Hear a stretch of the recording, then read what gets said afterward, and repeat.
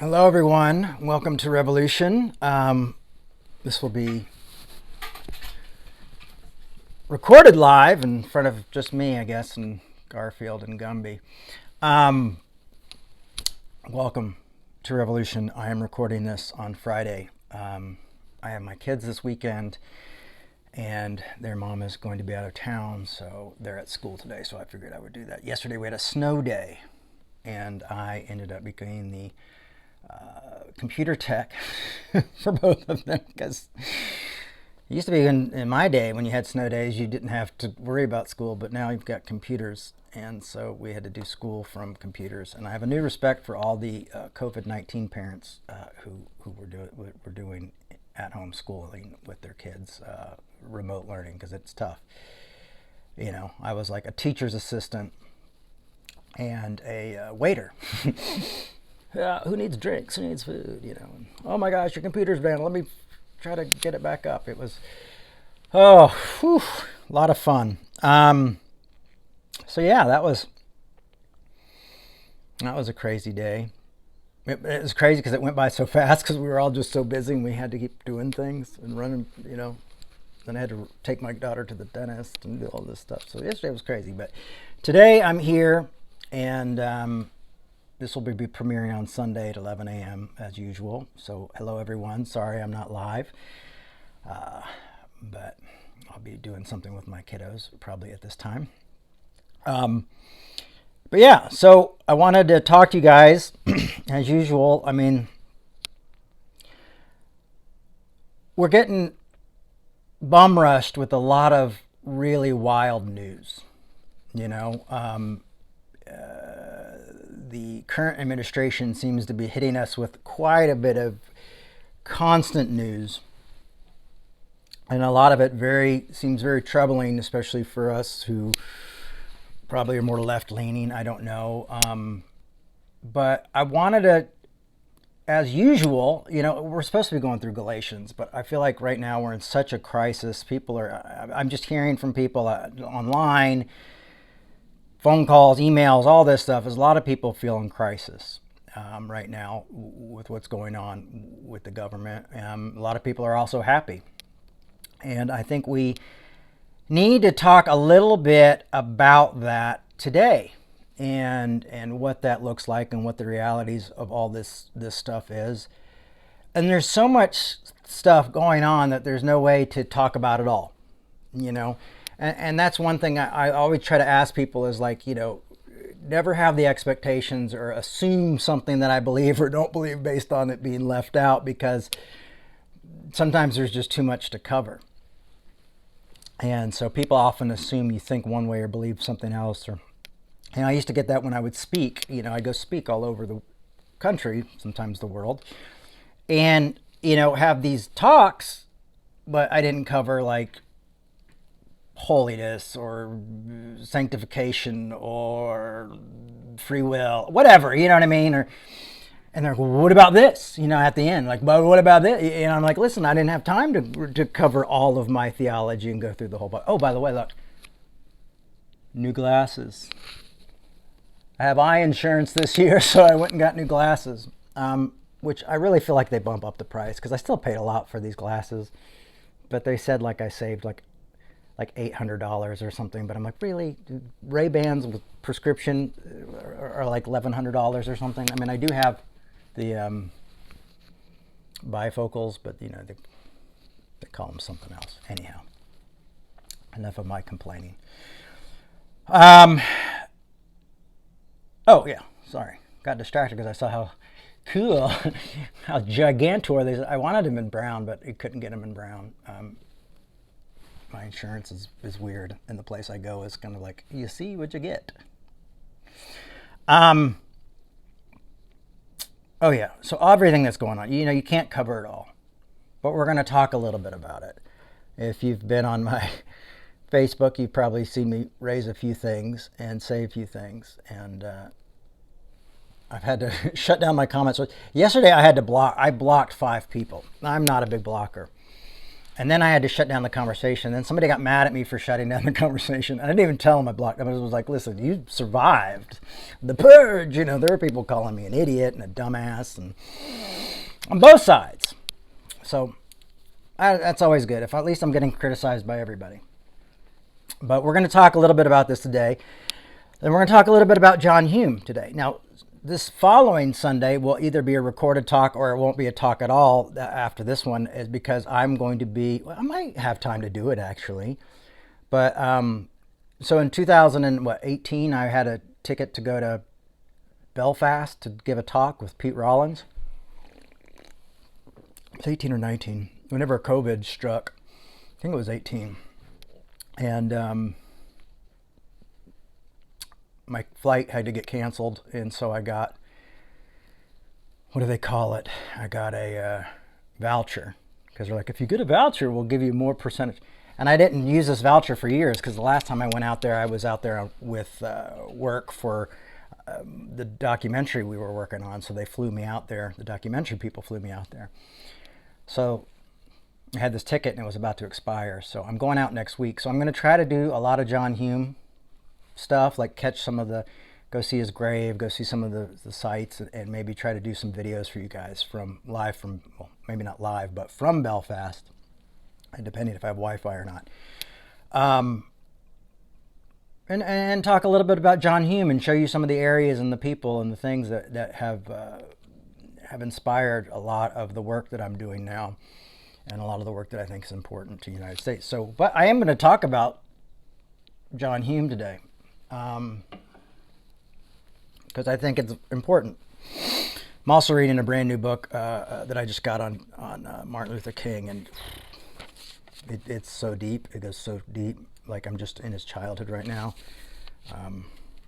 It's pretty incredible. But I wanted to start out with something that John Hume said when he was, I think he was talking to a college group. He was giving a lecture or something, but this was just a kind of a thing from his lecture on what he had to say on conflict and resolution. So we're going to start here. So let's start here with John Hume. If you don't know who John Hume is, Northern Irish, Belfast peacemaker, Google him. You've heard me talk about him if you've been here before. Respect for difference. This is what he says on him speaking about how do we work on conflict resolution. Respect for difference is the beginning. Creation, we need respect for difference, creation of institutions that respect difference. Hello.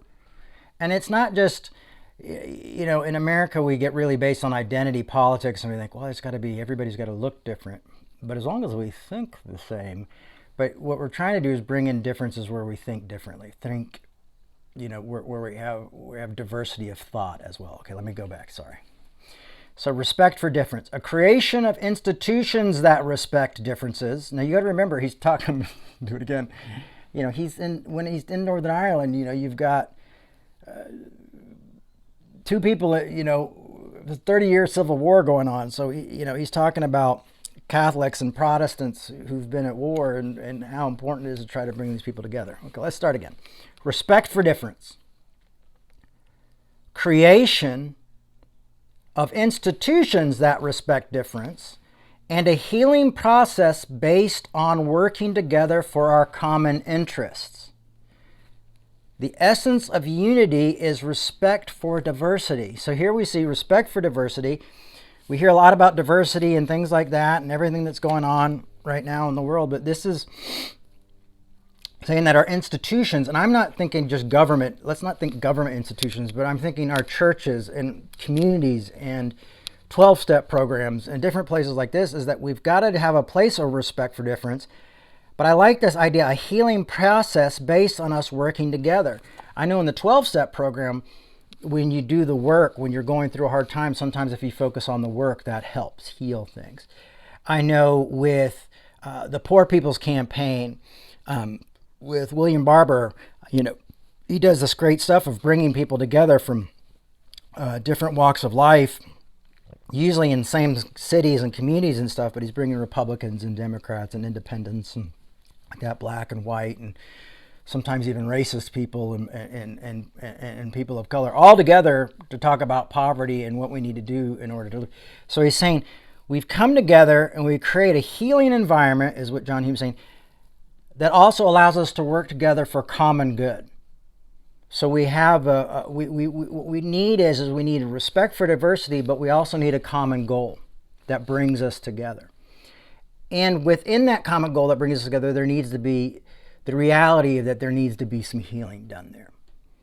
I will tell you, the divide is really great right now. It's very great, and it seems to be going into divisions of divisions of divisions. You know, I've posted some things that some people did not agree with on on Facebook, but even people who did agree with it were saying, well, I hope you do more. I hope it's not just a Facebook post. You know what I mean? It was like you just couldn't win. It was like you couldn't win with the people who agreed with their statement. You couldn't win with the people who disagreed with the statement. And so there is definitely a need for us to respect our differences. You know, I got the feeling as a child, and I may be wrong, I may be naive, but as a young person in the 80s and being around my parents and stuff, is that Democrats and Republicans were often in the same room having conversations, talking with each other. Either they didn't bring up politics or they learned to disagree politics in a more, you know, loving way. My parents always, you know, in those early years, in their later years of their ministry, all through their ministry and through that time, when they were still married and PTL, they tried to stay kind of pretty neutral with that stuff because I wanted to bring people together. And they did a great job of that. But I never felt like the extreme hostility that I feel like I see today, where it's like just really like almost, you know, it's almost like warring ideas. Like, you know, people were, you know, almost willing to just, you know, just say you're evil if you believe in a different political system than they do. You know, it's not like, well, this is how I feel and this is how you feel, but we still have to exist and work together. It seems like, and that's not everybody. You know, there's a lot of people who probably are just kind of neutral about it, you know, who aren't online and aren't down at the social network and all that stuff. But let's just talk about that. So we need to figure out ways. How do we find respect for difference? Remember, this is John Hume again. Creations of institutions that respect difference and our healing process based on working together for a common interest. The essence of unity is respect for diversity.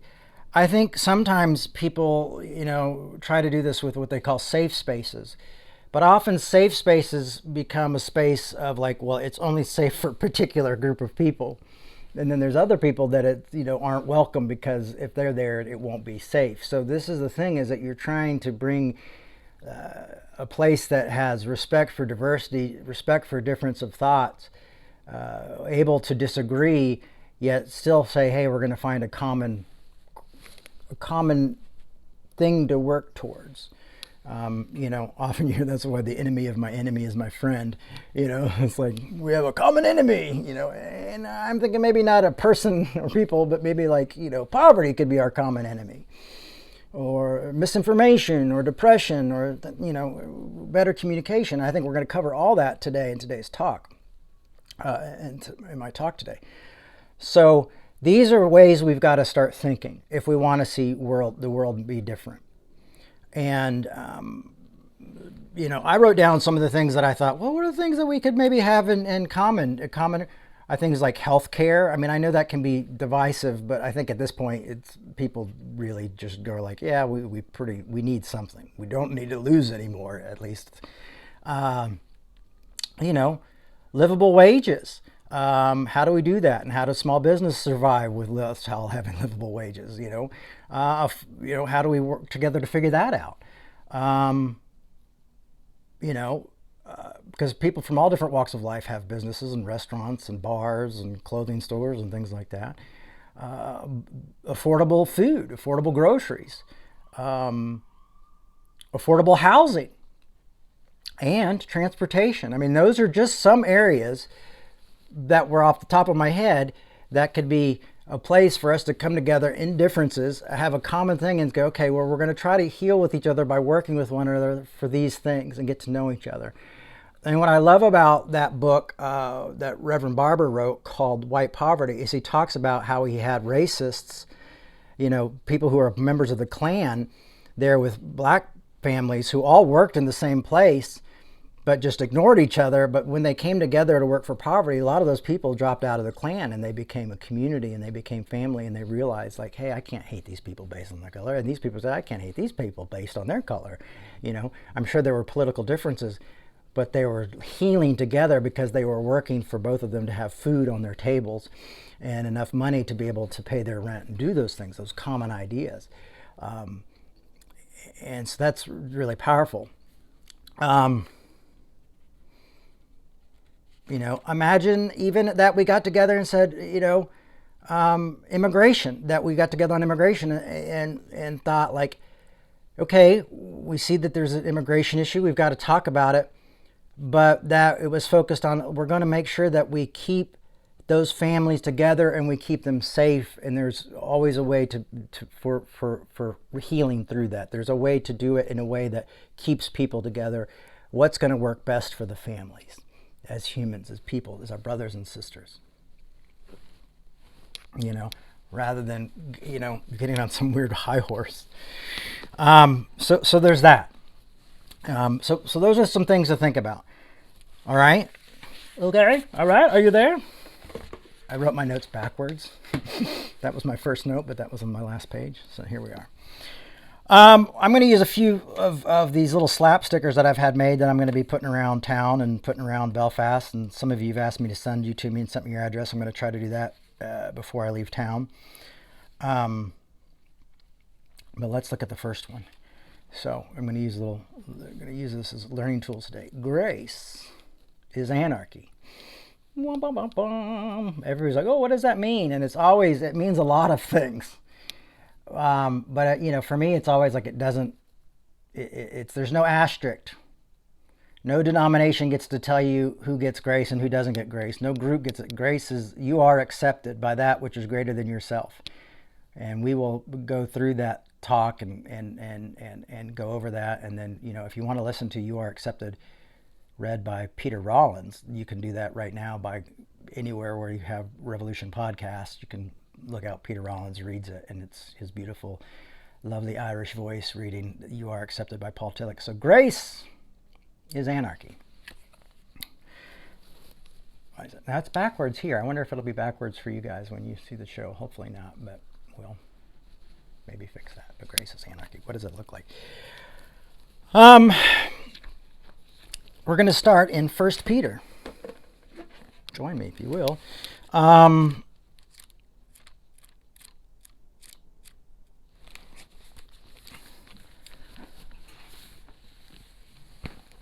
Peter 4.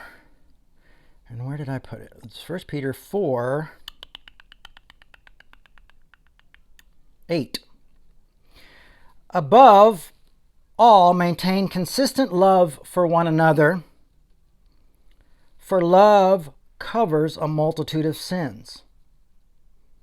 If you want me to, I'll read what's before that and what's after that. 7 says, the end of all things is near. Therefore, be serious and discipline yourself for the sake of your prayers. Above all, though, maintain a constant love for one another, for love covers a multitude of sins. And then 9 says, be hospitable to one another without complaining. Hospitality was a life and death situation in the Bible, and that's why we often hear about that. It's really hard to balance your Christian convictions with any type of political party, because often Christianity is asking you to grace and love above and things that, see laws in a different way. So it's always going to challenge how you feel about this stuff. And what's wild to me is to see so many really people who I would see like are hardcore Christians, like just following their political leaders over the Christianity, like Jesus was too hippie, It's almost as they're sometimes saying like they don't like get like, oh, you're not going to like what this says. So I think we often allow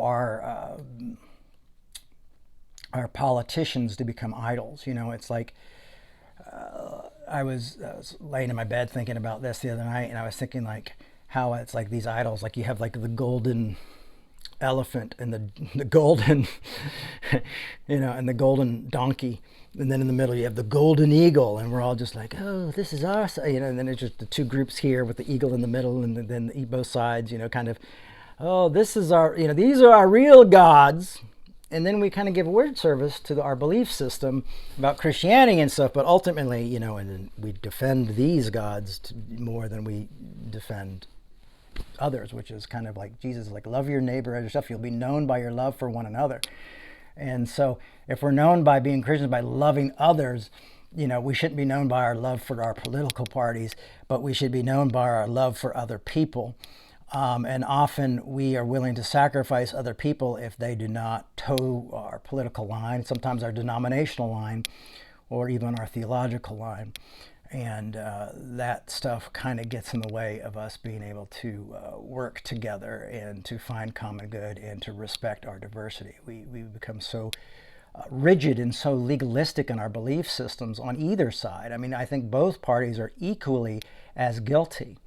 I grew up feeling like the conservatives were really judgmental, but then as I got older and I became part of more of the progressive church and working with mainline denominations quite a bit, I started to realize, oh, these folks are kind of legalistic too, because then they have whole groups. I mean, I just talked to a church the other day who canceled a friend of mine, and they had all the excuses too of like, oh, we couldn't do this, why this? And I'm like, you canceled my friend over lies and things that weren't true. Well, I know, but we've got to think of this. And I had all the things of why they had to compromise the truth. What I mean? So we're constantly going to struggle with this, no matter. Both sides do. But that's what I'm trying to say is like neither one has this corner. We think our group has the corner because we think, well, what I believe now is ultimately the truth, and I must be good, so that side must not be good. But there's way more nuances to that. I mean, I know it's uncomfortable to think that way about things like this, especially now when we seem so separated. But I've got some examples to show us about how we kind of live in kind of our own worlds. And sometimes that's by design, not by us, but by those who are our golden idols, our jackasses and our donkeys and our big eagle in the middle. You following me? Nobody's safe today. So love covers a multitude of sins. Now that is a way how we bring people together, is that we come in with an idea, okay, I'm going to love this. I might not like these ideas. I'm not going to like some of their politics. I'm not going to like this stuff. I mean, if, like I said in my little short talk, my 10-minute talk that I didn't even know was going to be a talk, I just did a 10-minute video for you guys, and then Brian was like, I'm going to put a cover on this and we're going to make it the official talk. So I was like, okay, I agree. But I talked about this a little bit last week. What was this idea of, what was it? Why is it, where did it go? It just popped out of my head. But this love that covers, like Dr. King, he was saying like, thank God I only have to love my enemies, not like my enemies, because I don't like people who lynch my loved ones. I do not like the fact that these people firebomb my house.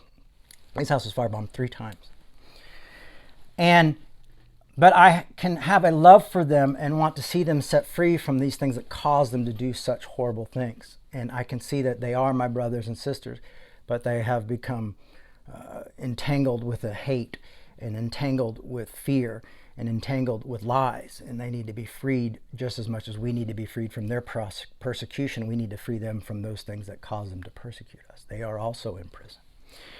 And so when I say that when I look at people like King, and I look at people like Malcolm X, and I look at people like John Hume, and I look at people like there's thousands of other people I can mention right now, where Cornel West is another person I really love.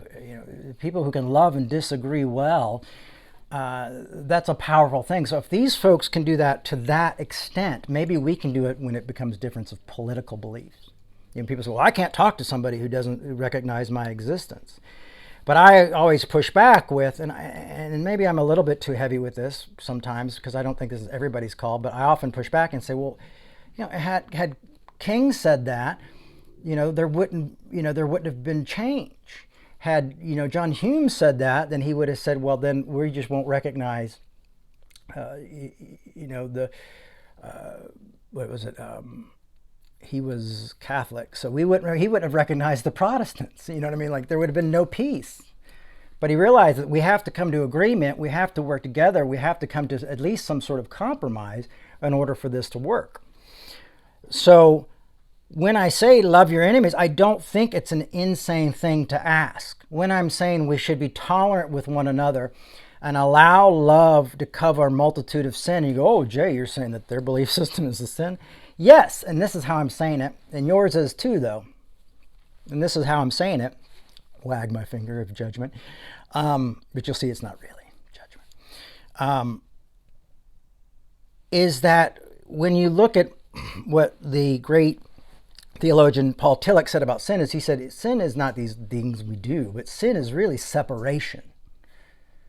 It could be separation from the ground of being. It could be separation from God. It could be separation from the other. And he would argue that grace is reunion. And so what happens is we have all these things that separate us from one another. I think we all probably have people in our life that we know we can't talk about politics with, but we love, and they're either friends of ours. Usually it's friends because family just gets too tough and that happens. But sometimes it's family. Maybe it's even a partner, that we love, and we go, okay, we're not going to allow this difference to separate us. And so what I'm asking here and what I'm suggesting here is that we figure out ways to amplify this. And it's vitally important right now. It's an emergency right now because the world is so separate. We're being played against each other. Social media, media in general, politicians continue to do this and try to keep us divided, but we can say we have a greater love, a love that passes all understanding, a love that never gives up, that never loses faith, that is always hopeful, that endures through every circumstance, that we can disagree and we can love and we can work together. You're not going to let you divide us. We're not going to let you lead us into sin of separation. We will not be pulled down enough to hate another human being.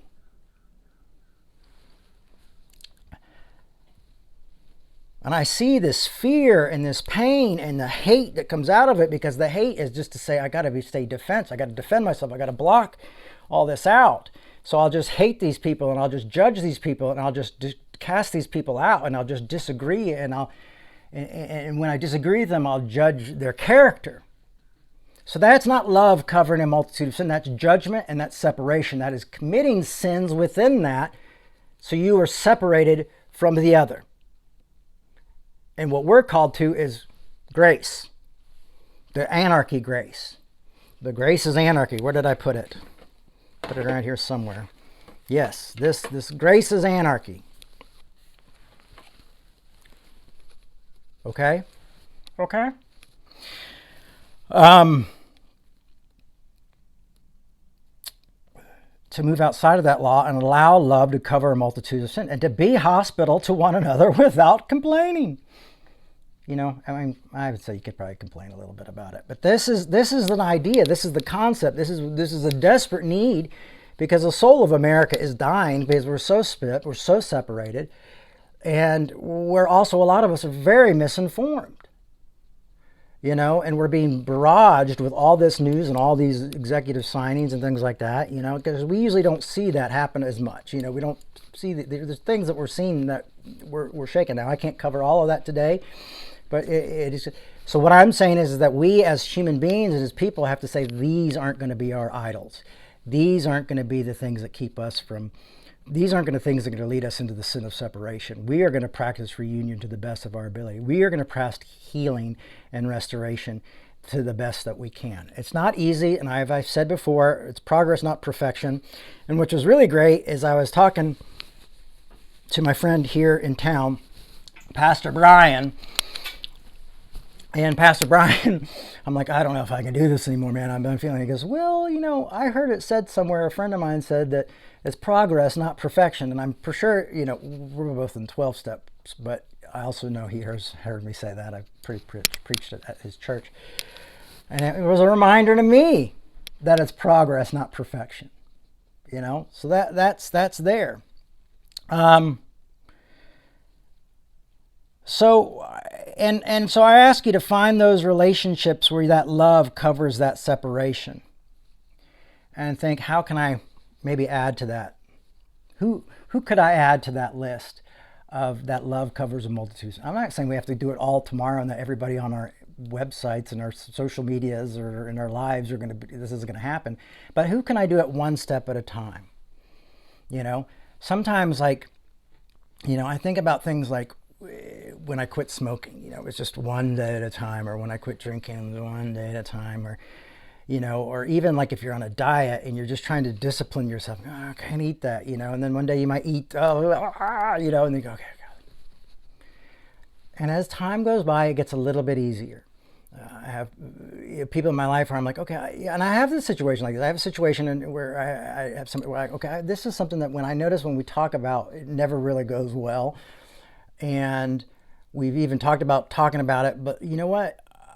How about we just love each other and be friends, and just this part is just something that for right now, we just allow that to be aside so we can just enjoy each other's lives and do that. So, but it takes time for me to be like, not fall into the old patterns, to break those patterns over time, and it gets easier over time, but at first you automatically want to react, do things, say things, and you just have to allow yourself to grow a little bit within that. And allow self-control to kind of come in and work its place, but it's not always easy at first. So it takes time to do that. It takes time to not be legalistic. It takes time not to demand your own way. It takes time to learn to not react or control our tempers or things like that, And so I say it's progress, not perfection. And if we realize that, it allows ourselves to have a little bit grace for ourselves, which we need to have.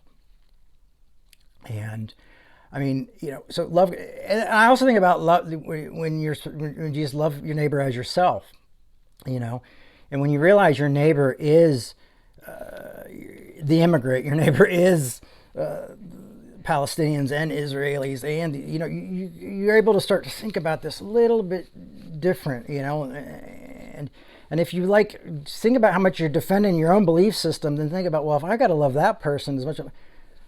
Oh, okay. Well, now I've got to think about what they're saying and what I'm hearing from them. So it's not easy. It's a constant struggle. It's a daily battle. It's a daily work. This is something you have to work. It's almost like muscle memory with skateboarding, or anything you do with muscle memory. For me, I remember recently I took my kids out to go skateboarding at this park, and I hadn't skated in a while. I got out there and I was like, man, my muscle memory's gone. I was trying to do this turn thing up on the half pipe, and I was like, my legs are going, but my torso is just, why is it not moving along with me? So I have to retrain that muscle memory. Sometimes it lets go.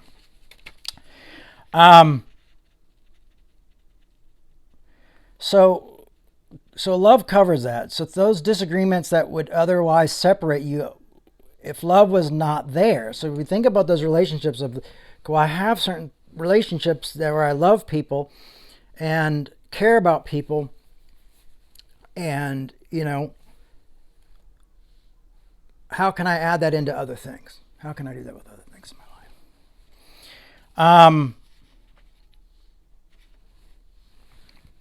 I often think about, and I use this verse now, it seems like all the time, but maybe it's just the right time in the world to be using this stuff. Where, in Galatians, there's neither Jew nor Gentile, slave nor free,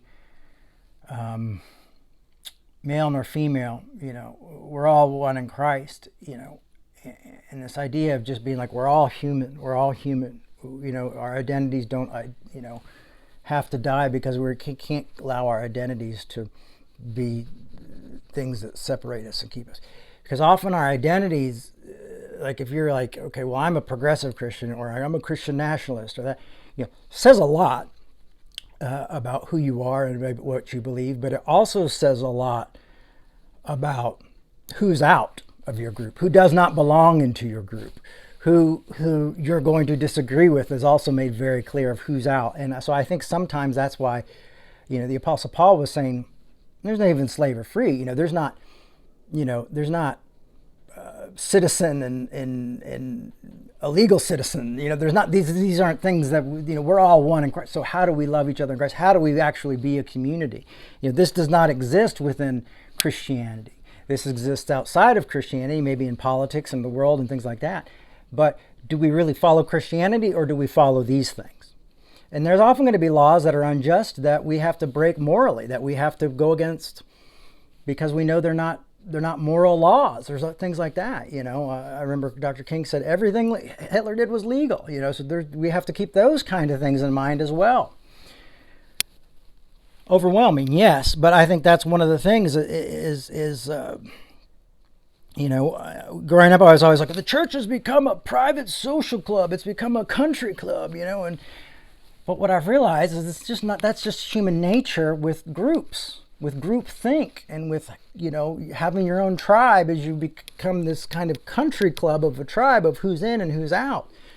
Anytime you see, if you see a punk rocker sometimes say something like, oh, I'm conservative, or this, that, all these punk, you're not really punk, and this isn't punk, and this is not punk, and I always thought punk was outside of that world, but all of a sudden that stuff bleeds in, and now everybody's the punk police of who's in and who's out, and so for often we're so focused on that we don't realize. So when Paul says we're all one in Christ, I don't think he's just saying well, we're all Christians, and so only the non-Christians are out.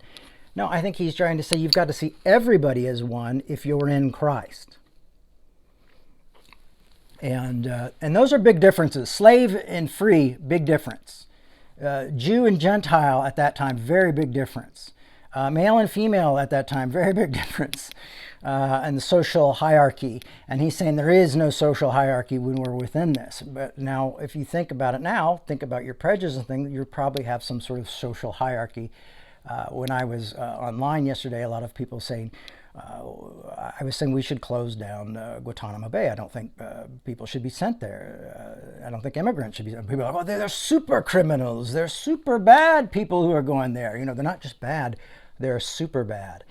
And I was like, what, are we sending Lex Luthor out there and the Joker? Did we catch the Kingpin? And so it's now it's we're finding different ways to justify these things. Well, what about that one innocent person who got, I'm going listen, we could use 1 million facts of all the innocent people who've been killed by people here or there or wherever. Often we're just trying to justify our discrimination, and then we try to justify it with our faith, and then we try to be like, well, see, they're just super sinners, and so I can't agree with the super sinners. But what does Paul say? All fall short. Yet God in His grace and kindness shows us what? All not guilty, not some. So that's the tricky part of this, of the gospel, right? It's not like who's out and who's in. It's everybody's in, so we're going to have to kind of figure out how to work this out. We're going to have to figure out how to love. And this doesn't say we just all live in humanity. Everybody gets away with stuff. Yes, there's justice. Yes, we want equal rights. Yes, people have to pay the price when they hurt others and prove crimes. There has to be justice, But there's got to be grace within that justice, because peace without justice is not justice, It's not really peace either, It's a false idea. And so we're also fighting for justice. That when we're talking about people being able to afford food and do things like that, we're talking about social justice. When we're talking about poverty, we're talking about social justice. I'm anti-death penalty, so that's justice in my mind. Does that mean that we just let everybody out of prison? No, because there has to be justice. That's how life works. So it's not an unjust system. It's not a ticket to do whatever you want or to not do anything. But grace, in a way, should hopefully naturally bring us to those ideas of how to better navigate those type of ideas.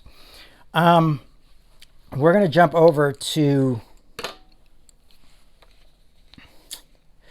Luke.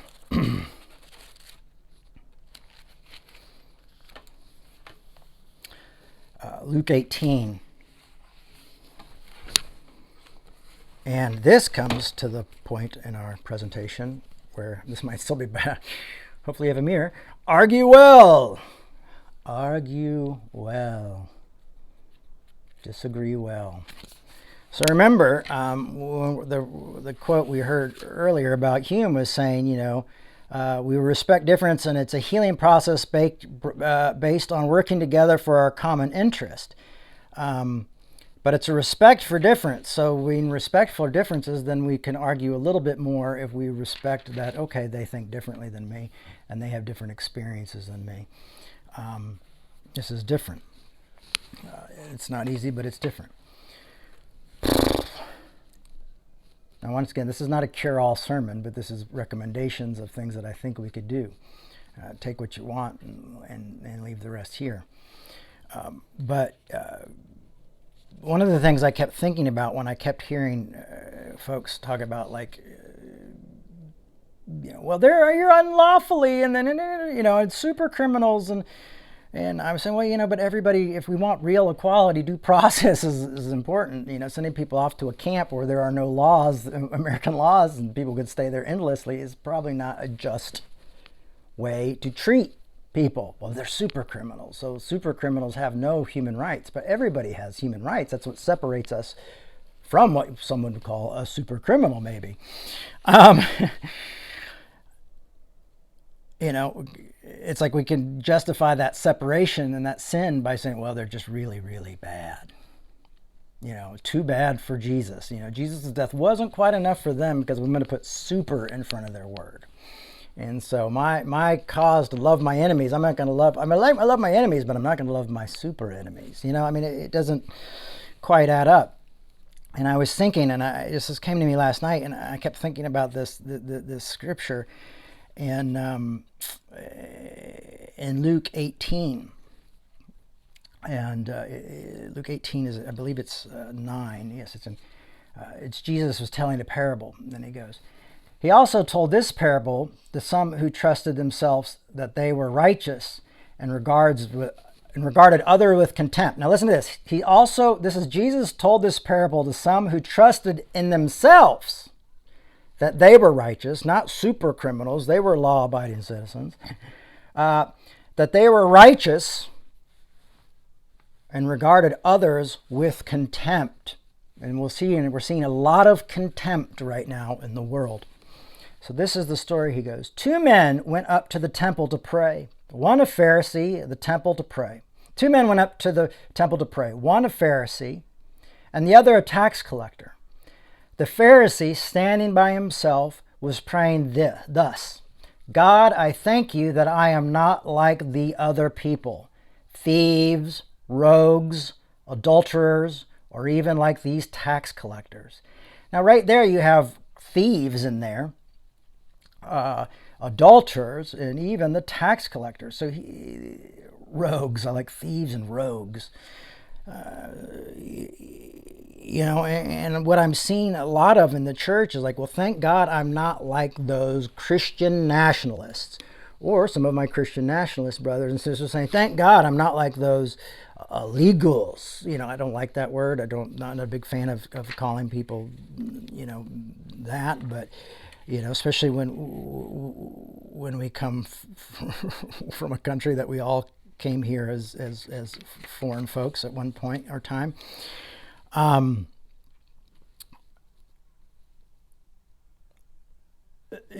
here he is. He's saying, thank God I'm not like those thieves and those rogues and those adulterers or even the tax collector.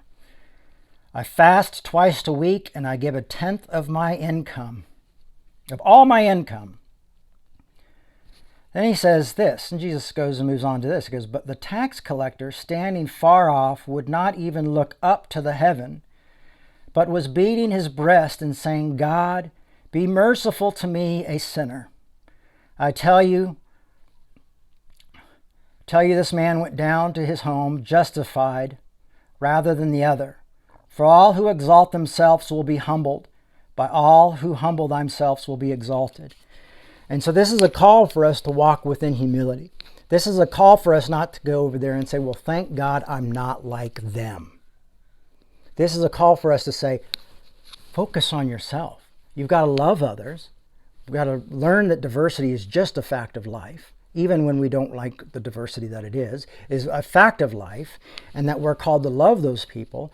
And the only hope is for us to come together and find some sort of respect for the difference, because all people are different. Difference is usually just an accident of birth by location or things or how you were raised, and allow a healing process, as John Hume said, based on working together for our common interest. The essence of unity is respect for diversity. So, when you look at this is what saying doesn't work. It doesn't work that way. And I had a lot of folks just saying, thank God I'm not like them. I also had a lot of people saying, well, are you going to do any more? Are you going to do enough? I had both sides.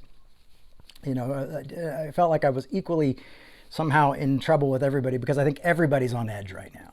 Everybody's on edge right now, and it's understandable. I get it. But when we sit there and we judge from afar and say, well, thank God I'm not like them, or we can say, as Christians, as followers of Jesus, say, well, I don't care if their families are split apart. They should have come here legally. I don't care what they're going through. Then we've lost the storyline. And it's the same as if we judge the people who are national and say, well, I don't care if their kids don't talk to them and they don't have that and their families are falling apart. That's their own fault. That's not following Christ. That's just being a person who has an opinion, but that opinion is not based on the following of the teachings of Jesus or the teachings of the Apostle Paul. Those are not things that are Christian. When we sit there and we go, thank God I'm not like them, and they deserve what they get. Because I've got my life together, I'm here legally, I'm here this way, I here did this.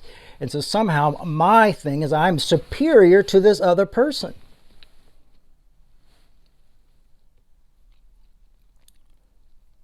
So even in victimhood, sometimes we can act as though we have the hierarchy of suffering and think, well, I'm superior because I've suffered, because I know the real deal. I know the writing on the wall.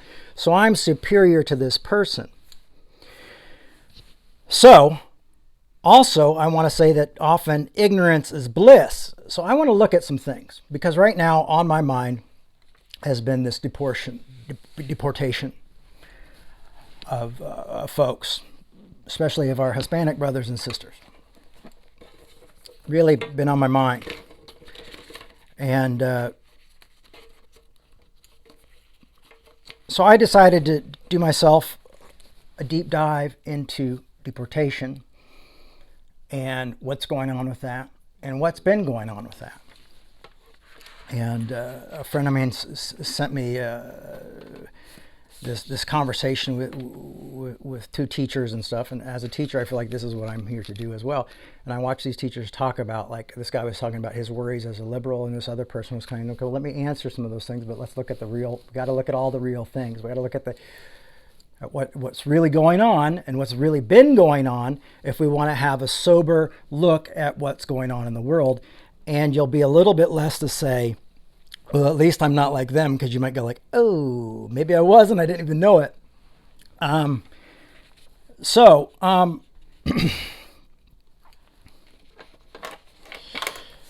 mean, we are a country of immigrants. That's just something to remember. And it was a lot different for some of us whose grandparents or great-grandparents or great-great-grandparents came here than it is for some people who just got here. It's a little bit more difficult for them. And we should keep that in mind. I mean, empathy goes a long way.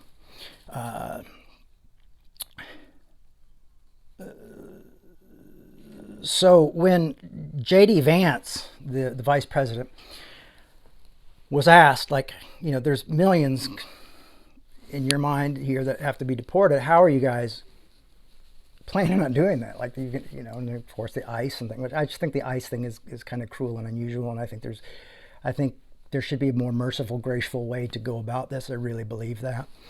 I think we could do that, and I think that could be a common ground for a lot of us to go. That could be a good discussion to have. And he goes, well, there's millions. How are you guys going to do this? That's so many people. Like, how would you? He goes, well, maybe in this term we deport 1 million people. And that was his answer. Is that, maybe we'll just be able to deport 1 million people.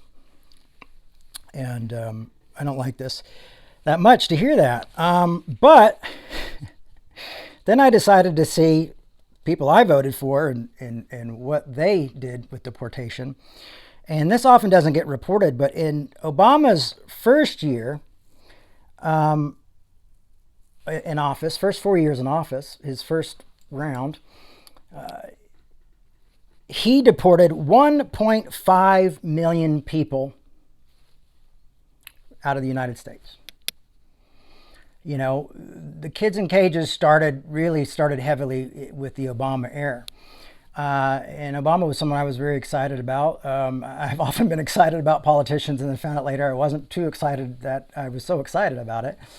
I thought I would learn my lesson with some of the things that Clinton did with the crime bill. But, you know, sometimes ignorance is bliss, as I said.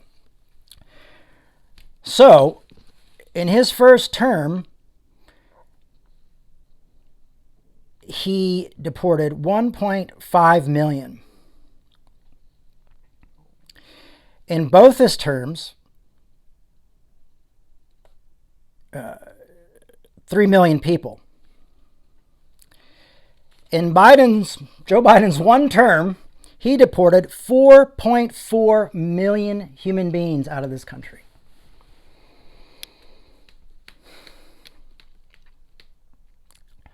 You know, and I hear this and I say this, and I also want to start talking about Gaza, because you think about, you know, for me, I felt like under the Biden administration, we were, you know, this was just this horrible thing that was happening to the Palestinian people, and we were committing genocide, you know, and now here, you know, under Donald Trump, you know, it sounds like he's recommending ethnic cleansing. If you look up the dictionary definition of what he's recommending, that's ethnic cleansing. And the point is we have both of these guys on right and left doing horrible things to these people that we would never dream of, that we would words we would never say. We usually reserve for people like, you know, when we compare people to Hitler, we go, oh, this and that. But when you get genocide and ethnic cleansing, this is a big scene, and this is something, okay? Now look, now you've got Biden deporting 4.4 million people.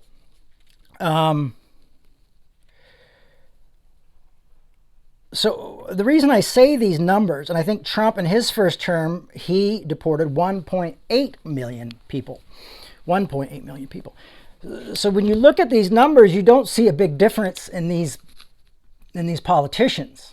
I mean, the Biden administration seemed to really hit it hard, and so did Obama. But when we become more aware of the facts and the reality, we're able to go back and go, oh, okay. So I don't judge those guys as harshly as I judge this guy. But then we start to realize that the problem might not be which politician is in charge, as scary as Donald Trump seems to a lot of us, but it might just be that when we become more aware of what they're doing is what our politicians are doing, what the United States does, how they handle things, that they're all not quite as different from each other as we think. Now, they'll do things with identity politics to make them think different. Like if I was an LGBTQ person, you know, I would think like, well, Obama's my only choice, you know, I mean, or if I have LGBTQ friends and family, well, that would be my only choice, you know. But then I have to, you know, when Biden comes in, I have to overlook genocide. And like, well, can I overlook genocide for the, you know, I love these people, but you know, just because these people have a different geographic than me and a different religion than me and maybe a different skin tone to me, do I ignore all these families being blown apart and all these kids, you know, losing arms and legs and being killed and being you know, and bombs that my tax dollars are paying for? Can I okay that just for my other group to be, you know? So that's where identity politics, when we all have to become one, starts to play a real big base on it of going, well, there's neither this, there's none of that, there's, you know, we're all human beings, and you start to see the suffering caused by our politicians and by humanity. You know, I don't believe, you know, like I said before, I think, you know, Guantanamo Bay should be closed. I mean, I think at this point there's only been one plane load of people there, and referring to this one guy who talked to me said they were super criminals. But I don't think that that's fair. I feel like it's un-American. I feel like it's below us, and I think it continues to tear apart at the soul of our country, to be honest with you, and what we were built on. Not that we were built on great stuff, because we do have slavery and the Native Americans, and we have to keep those kind of things. And remember, it's just easy to forget that stuff. But when we are actually seeing what America, the government does, we realize that sometimes with our own party, ignorance is bliss. So either we're willing to kind of close our eyes to what they're doing, or we just realize that ignorance is bliss and good for voting. So they're like, well, we're not going to talk about what we're doing. We're just going to do it and not say it. And with this guy, you got him saying everything, and we're all go, and so they're like, see, you're just a poor people. You don't tell anybody, nobody, none the wiser. So this is the reality we live in, is that none of these leaders are saints. None of these leaders, they're doing we're accusing one of one thing, and we're realizing that some of the ones we supported did maybe giving us a lot of great stuff, gave us a little bit of health care, gave my friends marriage rights and stuff like that, but they're still deporting millions of people. They're still supporting bombs and wars and killing tons of innocent people. I mean, yes, there are bad people who are, being at war and they're killing too, but there's also, think about all the innocent bystanders and human beings that have been killed within Gaza, and now to say we're just going to tell them all to leave, it's like, oh, and then we'll just have a nice vacation in a place where all these innocent people were killed and torn out from their land. But but we couldn't have gotten there without the Democrats, and now we're there with the Republicans. I'm just saying, like, it's just so easy to think goodies and baddies. But when you see the nuance, when you see what's going on, you realize this is a bigger issue than we thought. We need to be able to be critiquing. That's why I've always loved, civil rights leaders are usually very honest about this. Cornel West is why I love Cornel West, is because he just always kept it real. He was like, I don't care if you're black and the president and a Democrat and all the things that I like, I'm still going to push back. If you're conservative, I'm going to do the same thing. I'm going to hold you all to the same human standard. And what we'll find is we're not doing that we're just as playing partisan politics as the other side, while ignoring great atrocities to people who just maybe are a little bit different than us or that are not quite in our tribe, so it's a little bit easy to ignore. So I think these are things to think about for us,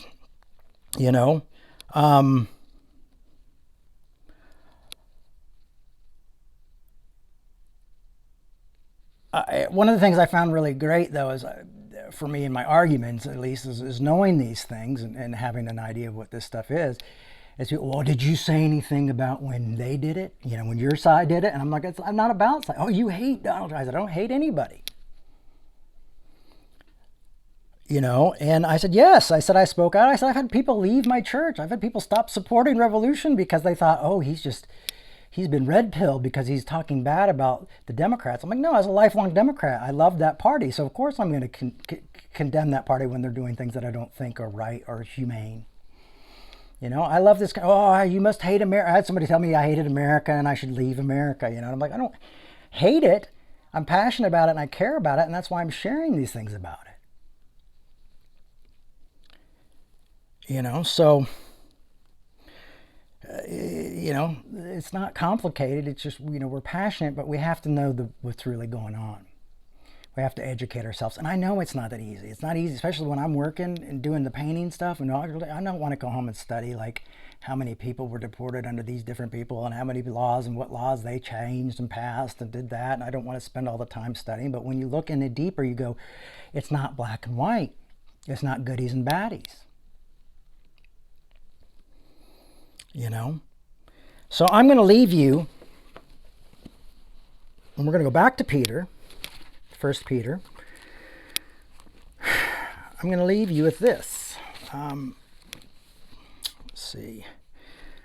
1 Peter 3:15 says, but in your hearts, sanctify Christ as Lord, always be ready to make your defense to anyone who demands it from you, an account for the hope that is in you, Yet do it with gentle and reverence. Keep your conscience clear so that when you are maligned, those who abuse you may, for good conduct, when you are maligned, those who abuse you for good conduct in Christ, you may put them to shame, for it is better to suffer for doing what is good than it is suffering should God's will than suffering for doing evil.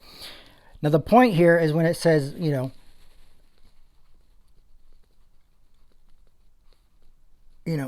always be ready to make your defense to anyone who demands from you an account for the hope that is in you. And what I really was trying to say with this is not exactly these words, but, give an account, but give it a truthful account. Be willing to say, yeah, this side, none of us are innocent on this. We've all played a part in this complex situation. And something bigger has, there needs to be a reformation of our government. There needs to be new ideas. We need to change the way we do things. If we're really upset about this guy doing it, we should be upset about our guys doing it as well. We should not allow these folks to become golden idols.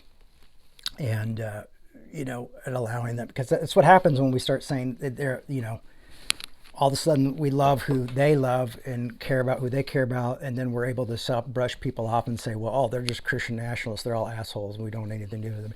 Or they're just super criminals, and we don't... No, they're people, they're human beings. And this is the higher law. This is the narrow road that we are called to follow.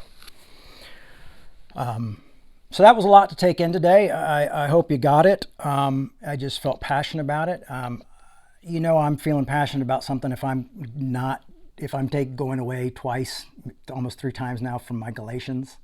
I love Galatians. Galatians is my favorite book, and it has to do a lot with what we're going through right now, as always. Galatians is always relevant, but this is important for us to remember this and to keep an honest account of who we are, and realize that it's really easy to judge others when you're ignorant and you don't know what's going on. It's really easy to scapegoat one another, and that we're not called to do that. We need to take an honest assessment of what we believe and not scapegoat one leader and allow the other one to get away with the same things.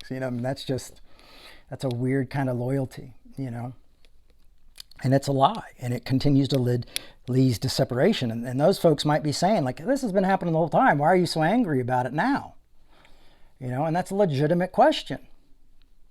And we're saying, well, because we see it. We were blind, so ignorance was bliss. You're right. Let's do something about it now so it stops happening under either party or a new party.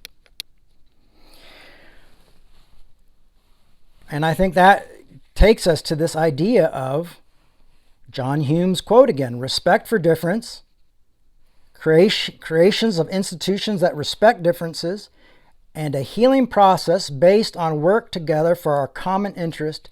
The essence of unity is respect for diversity. So we find a common interest, things we can work on, and realize that we have to respect each other's diversity. And we might have to apologize to some people and say, you know what, I didn't know. I was ignorant about that. Ignorance isn't the worst thing in the world. That's just you didn't know. Now you know.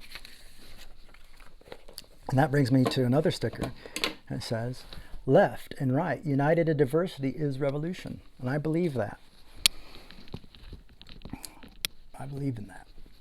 Listen, if you like this work and you want to see more of it, we could use your support. We really could. You can go to revolutionchurch.com and you can make a donation there. It's tax deductible.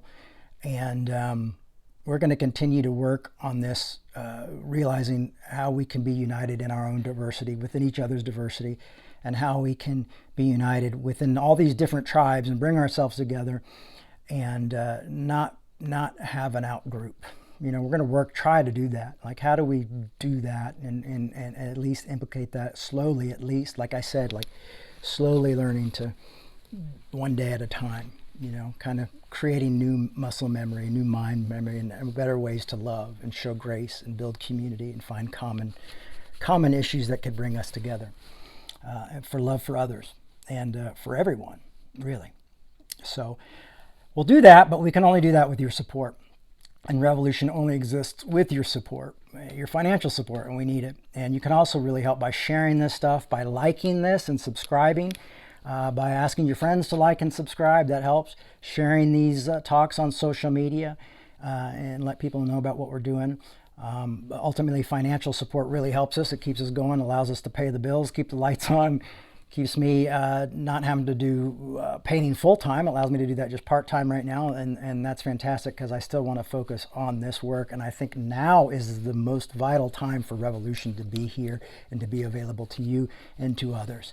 And we will continue to do this work. I have got to talk to Reverend Barber for the first time a couple of weeks ago. I got to talk to him on the phone.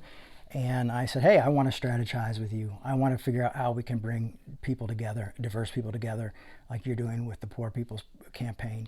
And I want to help. And I also want to be, someone who is uniting folks together and bringing folks together and getting people organized so this country doesn't just fall into a tailspin, because we're all really having a rough time right now. And we're all very divided. And how do we change that? So that's the work that we're going to be doing, and that will be the work that you're sowing into and donating into and investing into to keep this work going. So thank you all so much. Next time I see you, it'll either be another talk like this, or I might be from Belfast, Northern Ireland. At least, if it's not the next time, it'll be the following time. I'll be doing some videos from Northern Ireland. So I'm excited to be back and hanging out with Pete again, and talking about the troubles and civil war there, and the peace process as well, and experiencing John Hume on a kind of a hands-on area of right where those things happened, and celebrating his life as well. So stay in touch, keep following us, check out all the stuff on our Instagram page, on my Instagram page, go to the Facebook. I can always use encouragement and love and grace, and thank you all for being a part of Revolution. All right.